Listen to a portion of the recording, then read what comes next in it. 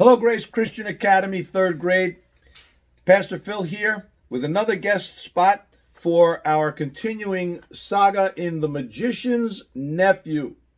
This morning we are in chapter 5, The Deplorable Word. The Magician's Nephew, chapter 5, The Deplorable Word. The children were facing one another across the pillar where the bell hung, still trembling, though it no longer gave out any note. Suddenly they heard a soft noise from the end of the room, which was still undamaged. They turned quick as lightning to see what it was. One of the robed figures, the furthest off one of all, the woman whom Diggory thought so beautiful, was rising from its chair. When she stood up, they realized that she was even taller than they had thought, and you could see at once, not only from her crown and robes, but from the flash of her eyes and the curve of her lips, that she was a great queen. She looked round the room and saw the damage and saw the children, but you could not guess from her face what she thought of either, or whether she was surprised. She came forward with long, swift strides. "Who has awakened me? Who has broken the spell?" she asked. "I think it must have been me," said Diggory. "You?" said the queen, laying her hand on his shoulder, a white, beautiful hand, but Diggory could feel that it was strong as steel pincers. "You? But you are only a child, a common child. Anyone can see at a glance that you have no drop of royal blood in your veins. How did such as you dare to enter this house?" "We've come from another world, by magic," said Polly, who thought it was high time the queen took some notice of her as well as Diggory. "Is this true?" said the queen, still looking at Diggory and not giving Polly even a glance. "Yes, it is," said he. The queen put her other hand under his chin and forced it up so that she could see his face better. Diggory tried to stare back, but he soon had to let his eyes drop. There was something about hers that overpowered him. After she had studied him for well over a minute, she let go of his chin and said, "You are no magician. The mark of it is not on you. You must be only the servant of a magician. It is on another's magic that you have traveled here."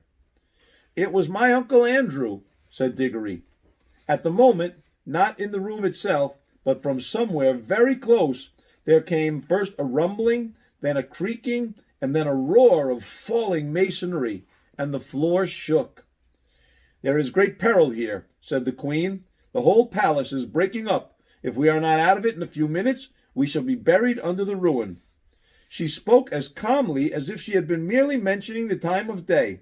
"Come," she added, and held out a hand to each of the children. Polly, who was disliking the queen and feeling rather sulky, would not have let her hand be taken if she could have helped it. But though the queen spoke so calmly, her movements were as quick as thought. Before Polly knew what was happening, her left hand had been caught in a hand so much larger and stronger than her own that she could do nothing about it. "This is a terrible woman," thought Polly. "She's strong enough to break my arm with one twist. And now that she's got my left hand, I can't get at my yellow ring. If I tried to stretch across and get my right hand into my left pocket, I mightn't be able to reach it before she asked me what I was doing. Whatever happens, we mustn't let her know about the rings. I do hope Diggory has the sense to keep his mouth shut. I wish I could get a word with him alone." The queen led them out of the Hall of Images into a long corridor, and then through a whole maze of halls and stairs and courtyards. Again and again they heard parts of the great palace collapsing, sometimes quite close to them. Once a huge arch came thundering down only a moment after they had passed through it.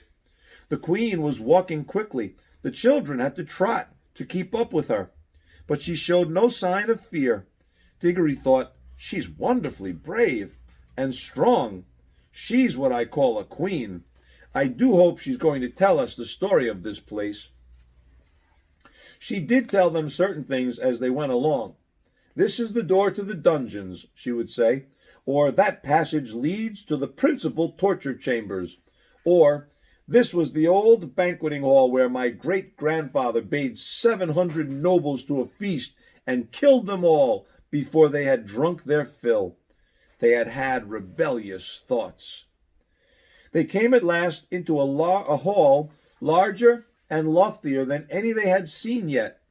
From its size and from the great doors at the far end, Diggory thought that now at last they must be coming to the main entrance.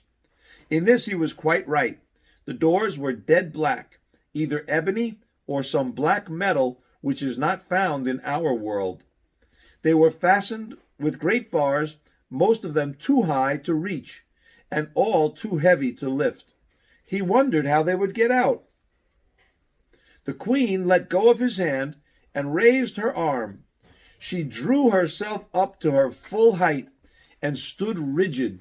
Then she said something which they couldn't understand, but it sounded horrid, and made an action as if she were throwing something toward the doors. And those high and heavy doors trembled for a second as if they were made of silk, and then crumbled away till there was nothing left of them but a heap of dust on the threshold. "Phew!" whistled Diggory. "Has your master magician your uncle power like mine?" asked the queen, firmly seizing Diggory's hand again. "But I shall know later. In the meantime, remember what you have seen. This is what happens to things and to people who stand in my way." Much more light than they had yet seen in that country was pouring in through the now empty doorway, and when the queen led them out through it, they were not surprised to find themselves in the open air. The wind that blew in their faces was cold, yet somehow stale. They were looking from a high terrace, and there was a great landscape spread out below them. Low down and near the horizon hung a great red sun, far bigger than our sun. Diggory felt at once that it was also older than ours, a sun near the end of its life, weary of looking down upon the world. To the left of the sun, and higher up, there was a single star, big and bright. Those were the only two things to be seen in the dark sky. They made a dismal group. And on the earth, in every direction, as far as the eye could reach, there spread a vast city, in which there was no living thing to be seen, and all the temples, towers, palaces, pyramids, and bridges cast long, disastrous-looking shadows in the light of that withered sun. Once a great river had flowed through the city, but the water had long since vanished, and it was now only a wide ditch of gray dust. "Look well on that which no eyes will ever see again," said the queen. "Such was Charn, that great city, the city of the King of Kings, the wonder of the world, perhaps of all worlds. Does your uncle rule any city as great as this, boy?" "No," said Diggory. He was going to explain that Uncle Andrew didn't rule any cities, but the queen went on. "It is silent now, but I have stood here when the whole air was full of the noises of Charn, the trampling of feet, the creaking of wheels, the crackling of whips, and the groaning of slaves, the thunder of chariots and the sacrificial drums beating in the temples. I have stood here, but that was near the end, when the roar of battle went up from every street, and the river of Charn ran red." She paused and added, "All in one moment, one woman blotted it out forever." "Who?" said Diggory in a faint voice, but he had already guessed the answer. "I," said the queen. "I, Jadis, the last queen, but the queen of the world." The two children stood silent, shivering in the cold wind. "It was my sister's fault," said the queen. "She drove me to it. May the curse of all the powers rest upon her forever. At any moment I was ready to make peace, yes, and to spare her life too, if only she would yield me the throne. But she would not. Her pride has destroyed the whole world. Even after the war had begun, there was a solemn promise that neither side would use magic. But when she broke her promise, what could I do? Fool! As if she did not know that I had more magic than she. She even knew that I had the secret of the deplorable word. Did she think, she was always such a weakling, that I would not use it? What was it? Said Diggory. That was the secret of secrets, said the queen, Jadis. It had long been known to the great kings of our race that there was a word which, if spoken with the proper ceremonies, would destroy all living things except the one who spoke it. But the ancient kings were weak and soft-hearted, and bound themselves and all who should come after them with great oaths, never even to seek after the knowledge of that word. But I learned it in a secret place and paid a terrible price to learn it. I did not use it until she forced me to it. I fought to overcome her by every other means. I poured out the blood of my armies like water. Beast, muttered Polly. The last great battle, said the queen, raged for 3 days here in Charn itself. For 3 days I looked down upon it from this very spot. I did not use my power till the last of my soldiers had fallen, and the accursed woman, my sister, at the head of her rebels, was halfway up those great stairs that led up from the city to the terrace. Then I waited till we were so close that we could see one another's faces.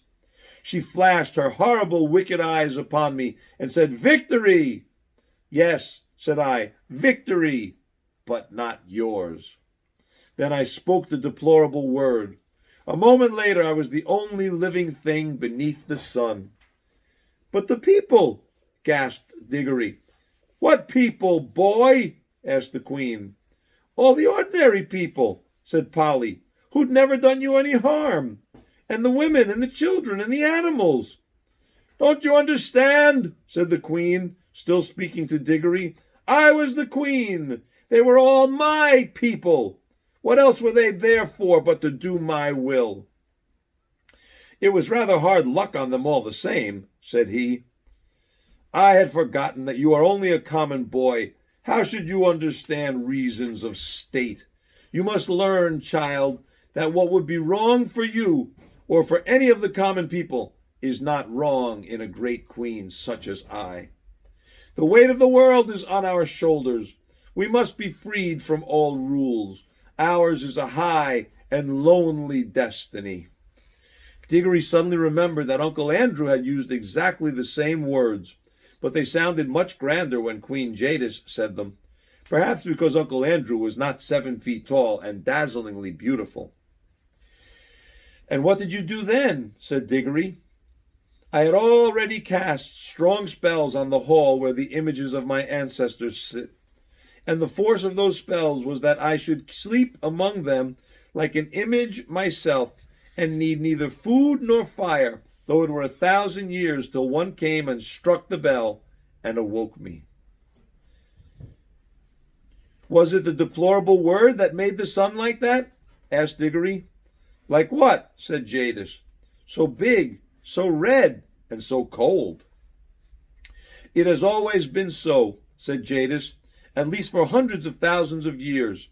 Have you a different sort of sun in your world?" "Yes, it's smaller and yellower, and it gives a good deal more heat." The queen gave a long-drawn "aha," and Diggory saw on her face that same hungry and greedy look which he had lately seen on Uncle Andrew's. "So," she said, "yours is a younger world." She paused for a moment to look once more at the deserted city, and if she was sorry for all the evil she had done there, she certainly didn't show it. And then she said, "Now let's be going. It's cold here at the end of all the ages." "Going where?" asked both of the children. "Where?" repeated Jadis in surprise. "To your world, of course." Polly and Diggory looked at each other aghast. Polly had disliked the queen from the first, and even Diggory, now that he had heard the story, felt that he had seen quite as much of her as he wanted. Certainly she was not at all the sort of person that one would like to take home, and if they did they didn't know how they could. What they wanted was to get away themselves, But Polly couldn't get at her ring, and of course Diggory couldn't go without her. Diggory got very red in the face and stammered, our world? I don't know that you want to go there. I didn't know you wanted to go there. What else were you sent here for if not to fetch me? Said Jadis. I'm sure you wouldn't like our world at all, said Diggory. It's not her sort of place, is it, Polly? It's very dull, not worth seeing really at all. It will soon be worth seeing when I rule it, answered the Queen.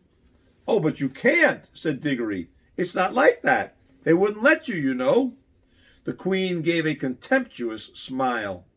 Many great kings, she said, thought they could stand against the house of Charn, but they all fell, and their very names are forgotten. Foolish boy! Do you think that I, with my beauty and my magic, will not have your whole world at my feet before a year has passed? Prepare your incantations and take me there at once. This is perfectly frightful, said Diggory to Polly. Perhaps you fear for this uncle of yours, said Jadis. But if he honors me duly, he shall keep his life and his throne. I am not coming to fight against him. He must be a very great magician if he has found how to send you here. Is he king of your whole world or only of part? He isn't king of anywhere, said Diggory. You are lying, said the Queen. Does not magic always go with the royal blood? Who ever heard of a common people being magicians? I can see the truth whether you speak it or not. Your uncle is the great king and the great enchanter of your world, and by his art he has seen the shadow of my face in some magic mirror or some enchanted pool, and for the love of my beauty he has made a potent spell which shook your world to its foundations and sent you across the vast gulf between world and world to ask my favor and to bring me to him. Answer me, is that not how it was? Well, not exactly, said Diggory. Not exactly, shouted Polly. Why, it's absolute bosh from beginning to end. Minions! Cried the Queen, turning in rage upon Polly and seizing her hair at the very top of her head where it hurts most. But in so doing, she let go of both the children's hands. Now, shouted Diggory, and quick, shouted Polly. They plunged their left hands into their pockets. They did not even need to put the rings on. The moment they touched them, the whole of that dreary world vanished from their eyes. They were rushing upward, and a warm green light was growing nearer overhead. The end. God bless you. Have a great day.